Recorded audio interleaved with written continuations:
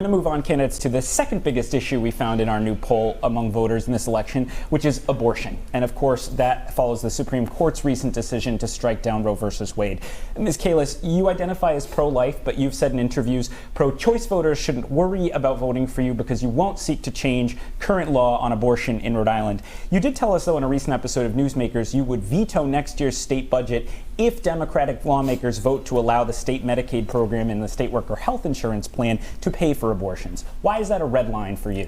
Well, let me be perfectly clear, because I need to say it again. In 2019, the right to abortion was codified in state law.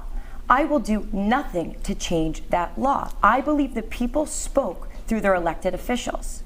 And like a majority of Rhode Islanders, I do not support partial birth or taxpayer-funded abortions. But I will do nothing to change that law.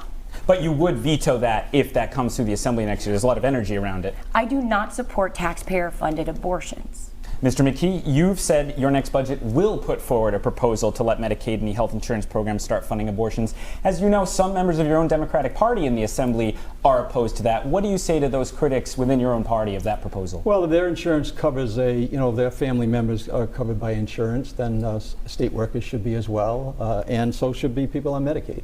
We're going to support that measure, and we have already put it into the preliminary of the budget. I'm not sure that Ms. Kalis understands when she vetoes the budget, she actually shuts down all of state government and all the programs that help assist the families that need assistance. That's what's happening in the state of Rhode Island, if she understood budget.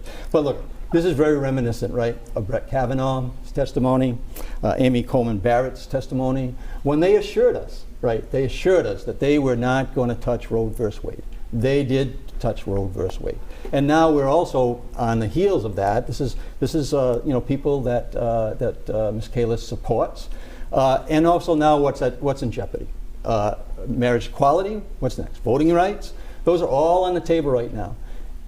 Federally, if there's a change in Congress, it is very likely, because right now any whisper given by the Republicans about taking away rights, we have to take seriously after what the Supreme Court did this summer, right? So, what's next? They're talking about a national piece of legislation that would override state legislation, in terms of law, to stop any level of women's rights to choose. This is really serious, and for Ms. Kalis to slough this off as being, oh, I'm with you, but she's completely against you. I am pro-choice. She is no choice. She doesn't have confidence in the women that live in this state of Rhode Island to actually make up to determine how they want to deal with their lives and their bodies, and she is not supportive of that. And clearly, by saying that the EACA is going to be, going to be a reason to veto an entire budget, it just shows you that we're more in the line of Brett Kavanaugh and Amy Coleman Barrett as well. Certainly, I'll let you respond, Ms. Kalis. Yeah, I mean those were a lot of words, and what I will say is that I am personally pro-life because I had 3 children in a difficult pregnancy, and I was pre-eclamptic with all of those, and I struggled with IVF.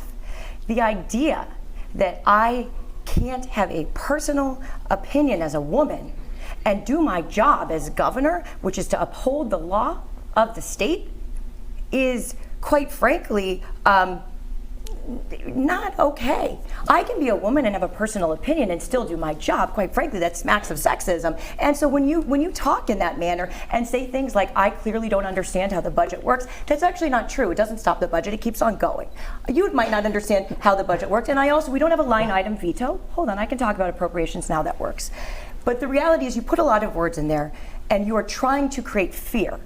And we just deserve better than that. I've been very clear on my position and why I am personally pro-life, and at the same time I will do my job and uphold the law. I understand a man like him may not understand what that's like, especially somebody who's under FBI investigation. He may not have he doesn't have a respect for the law. Can you just clarify, Ms. Kalis, what did you say about the effect of a veto? No, I was saying that in terms of the budget, that it wouldn't stop everything. And the reality is I am advocating for things like better government, like a line item veto, different items that we can do. And I know I don't have that yet, but I'd like to. The thing that I would like to go back to is how he's using fear and nationalization of something to make people afraid, when I have been very honest and very clear from the beginning, and he's conflating a personal feeling as a woman with my ability to professionally do my job, which is to uphold the law. And I do think it's relevant that he doesn't respect the law, because of course he doesn't get it. A person who is under FBI investigation for giving out money to his... Let's stop you right there for a second. Tim, I appreciated last time when Matt Brown sat here and said that I was under investigation. You corrected the individual that was running. I do want to remind you, you didn't answer my initial question in that debate. No.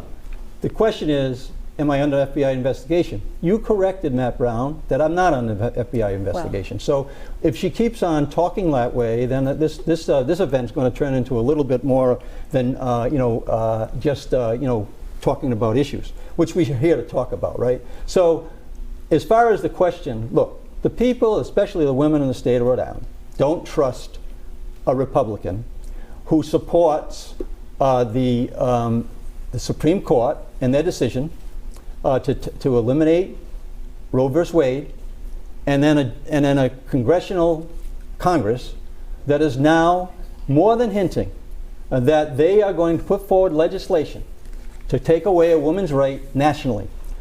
This is real.